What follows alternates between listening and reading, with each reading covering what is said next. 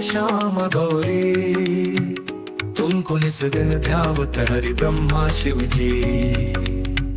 मांग सिंदूर विराजत पीतो मृगमद को, उज्ज्वल से दो नैना चंद्र वदनी को, कनक समान कले। जय माता की मित्रों, इस बार की मेरी वैष्णो देवी यात्रा शुरू हुई मेरे शहर कानपुर से ट्रेन के द्वारा, जो कि चलती है संबलपुर से जम्मू तवी, और ट्रेन का नंबर है 18,309। वैसे अगर आप भारत के किसी भी हिस्से से कटरा वैष्णो देवी की यात्रा के लिए जाना चाहते हैं तो आपको सबसे पहले दिल्ली पहुंचना होगा, और दिल्ली से बहुत सारी ट्रेन्स आपको मिल जाएंगी जो कि सीधे आपको कटरा छोड़ेंगी। फिलहाल मुझे अपनी ट्रेन में बड़ी मुश्किल से एक सीट मिली, हालांकि बाद में मैं अपनी फेवरेट सीट पर पहुंच गया, जो कि थी खिड़की वाली सीट। पहला स्टेशन ये था कानपुर, और अभी ये आई है 3 बजे के आसपास कानपुर से, और इतनी लेट होने के बावजूद अभी भी ये ट्रेन खड़ी हुई है इटावा स्टेशन के पहले। और आपको दिखाऊं बाहर किस तरीके से लोग एंजॉय कर रहे हैं नेचर को। ये देखो किस तरीके से सभी लोग बाहर निकल के अपना एंजॉय कर रहे हैं, अपने टाइम का सदुपयोग कर रहे हैं। और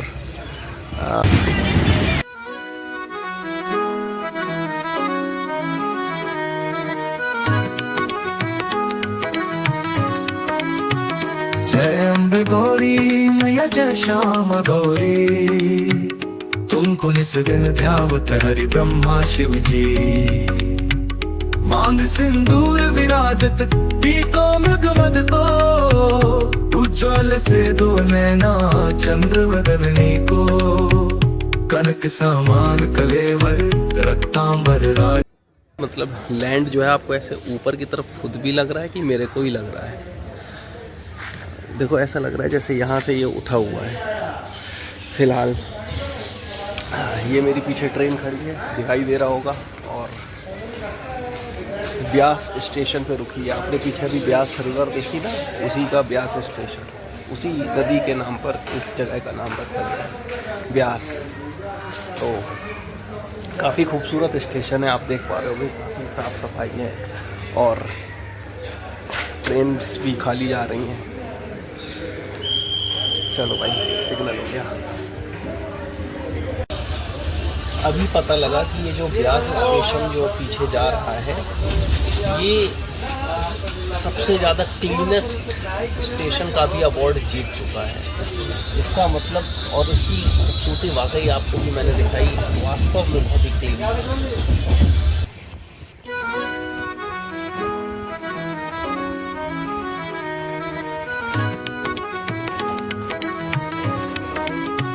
जय अम्बे गौरी मैया जय श्याम गौरी, तुमको निस दिन ध्यावत हरि ब्रह्मा शिव जी। अरे हाँ, तो मैनेजर साहब बता दे कितना है कटरा का किराया। यहाँ पे टैक्सी मिलता है। हाँ अच्छा, तो फिर रहने देते हैं क्योंकि सिंगल शेयरिंग में। अच्छा, आप हमें ये बता सकते हैं बस कहाँ से मिलेगी? पीछे से। ठीक, थैंक यू। कटरा जाना है भाई? कटरा जा रही क्या बस? तो भैया कटरा जा रहे हैं? हाँ है जगह। बैठा दो फिर भाई। कितना किराया है? और इस बस के मुझे जम्मू से कटरा तक के लिए देने पड़े 120 रुपये। हालांकि इस बस में भीड़ काफ़ी ज़्यादा थी, इसलिए मैंने वापस आते समय कुछ बहुत ही बेहतरीन दृश्य आप लोगों के लिए अपने कैमरे पर कैप्चर करे।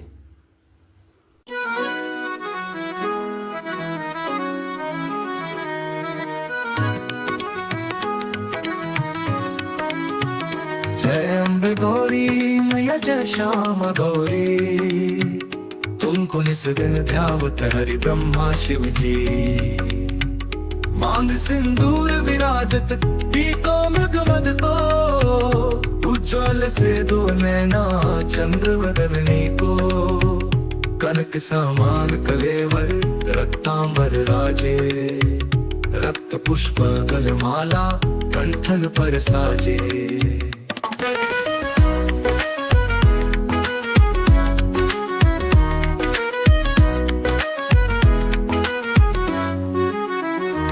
हरि वाहन राजत खड्ग खप्पर धारी, सुर नर मुनि जन सेवक इनके दुख हारी। कानन कुंडल शोभित नसाग्रे मोती, कोटि चंद्र दिवाकर राजत समज्योति। कानन कुंडल शोभित नसाग्रे मोती, कोटि चंद्र दिवाकर राजत समज्योति।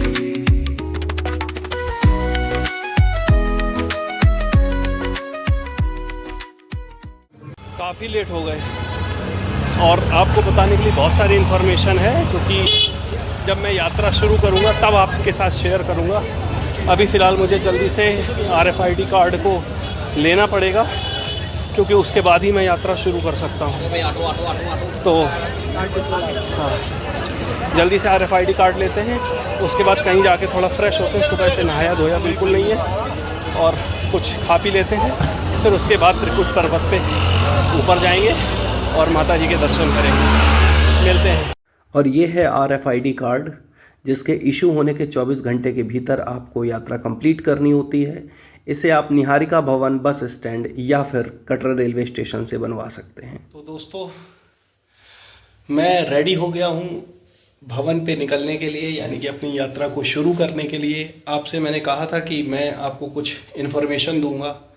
तो इन्फॉर्मेशन में सबसे पहली इन्फॉर्मेशन तो ये है जनाब कि आप जो भी आसपास लोग आपको अप्रोच करते हैं ना कि भाई आपको रूम चाहिए, या आपको टैक्सी चाहिए, आपको होटल चाहिए वगैरह वगैरह, तो ये सभी जो चीज़ें हैं, ऐसे लोग अक्सर टाउट्स का काम करते हैं।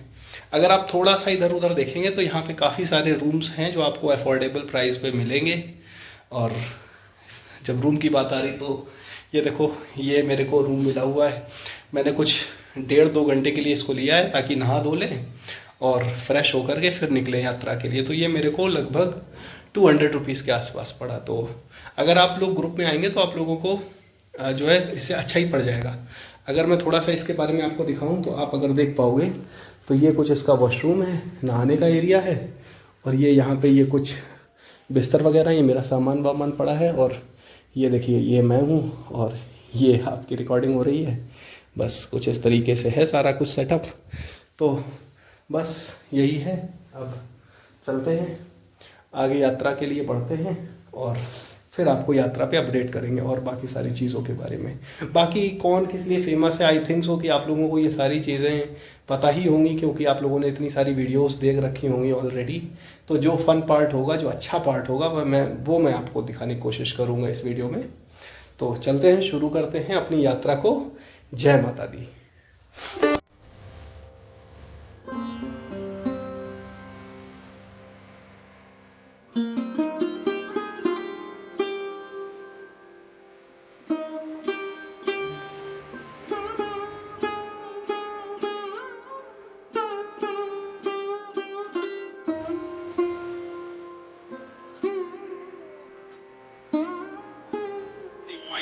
जहाँ से हम जाएंगे वो ऊपर तक, ये है माता जी का भवन जाने का पहला पड़ाव, जिसे हम बोलते हैं बाणगंगा। इसको बाणगंगा क्यों बोलते हैं, अब इस बारे में ज़्यादा चर्चा नहीं करेंगे। बस आप यहाँ पे इस एंट्री पॉइंट का आनंद लीजिए सिर्फ।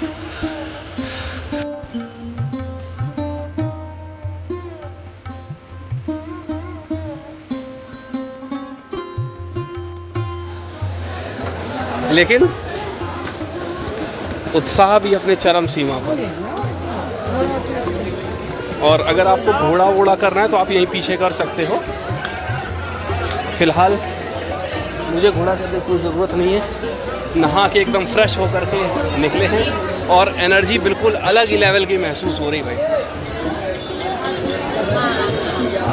यहाँ पे आप कुंड है, नहा सकते हो, और आगे फ्री लंगर की सेवा भी है, जो गुलशन कुमार जी का लंगर है। आप वहाँ पे फ्री प्रसाद पा सकते हो। फिलहाल मुझे तो आगे बढ़ना है, लेकिन घोड़ों की भीड़ की वजह से आगे बढ़ने में परेशानी आ रही है। फिलहाल दादी जी को कवर करते हुए और ये देखिए,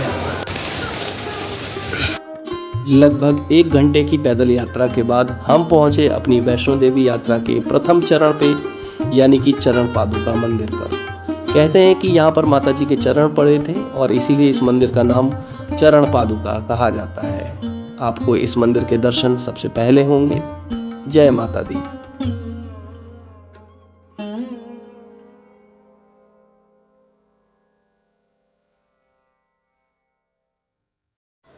बहुत सारे लोग जा रहे हैं, मजा आ रहा है। माँ चामुंडा का इसमें माँ शक्ति समाती, इसको जपने से हर एक बाधा हर विपदा मिटती जाती है। ओम ह्रीं क्लीं चामुंडाए। जय माता दी मित्रों। लगभग 2 घंटे की यात्रा के बाद पहुंच गए हैं अर्धकुंवारी। वैसे अर्धकुंवारी में आ नहीं रहा था, मैं सीधे जो दूसरा भवन वाला मार्ग है वहाँ से जा रहे थे, लेकिन सीढ़ी पड़ने की होशियारी की मैं इस रास्ते पे आ गया। खैर चलो कोई नहीं, अगर आप चाहो तो रात में यहाँ पे भी रुक सकते हो, सारी फैसिलिटी मिलती है यहाँ पे भी। फिलहाल हम यहाँ से अब भवन वाला रास्ता पकड़ेंगे। इधर देखो कितनी खाने की दुकान है, सारी दुकानें खाने पीने की है ना। जय माता की, जय माता की। एनर्जी अलग है।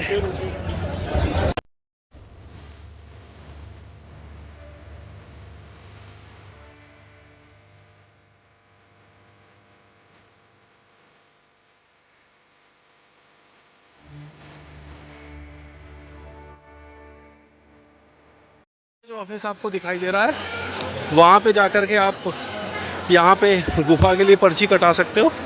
और यहाँ से ये देखो, ये लोग उतर के आ रहे हैं, यहाँ से आप जो है कटा सकते हो।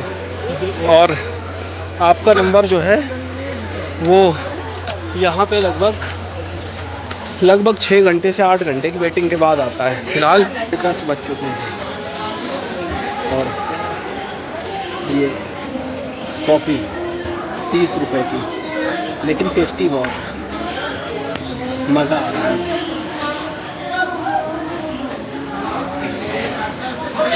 आप देखो कैसे आ रहे हैं लोग।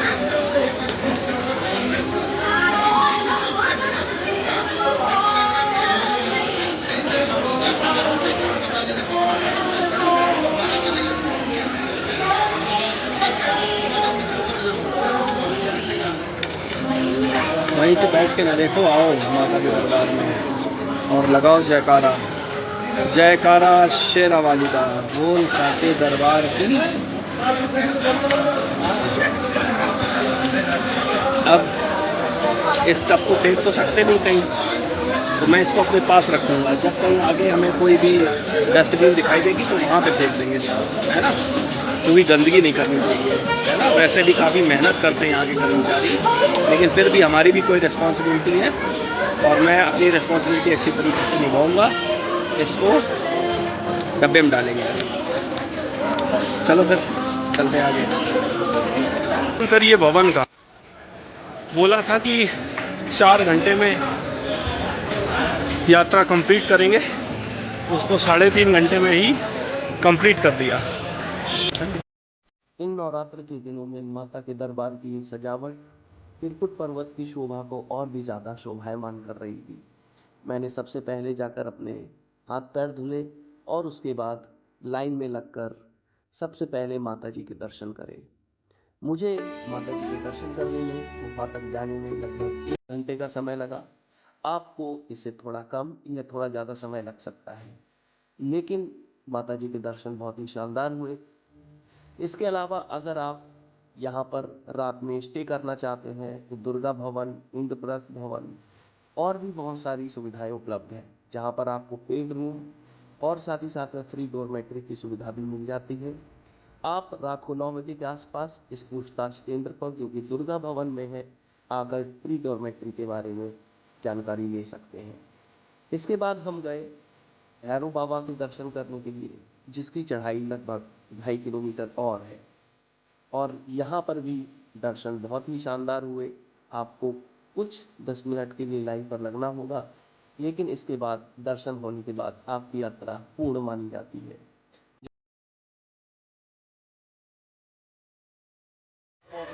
आप सभी को कल पूरी रात जो है यात्रा शुरू हुई, यात्रा कंप्लीट हुई, काफ़ी मज़ा आया रात में।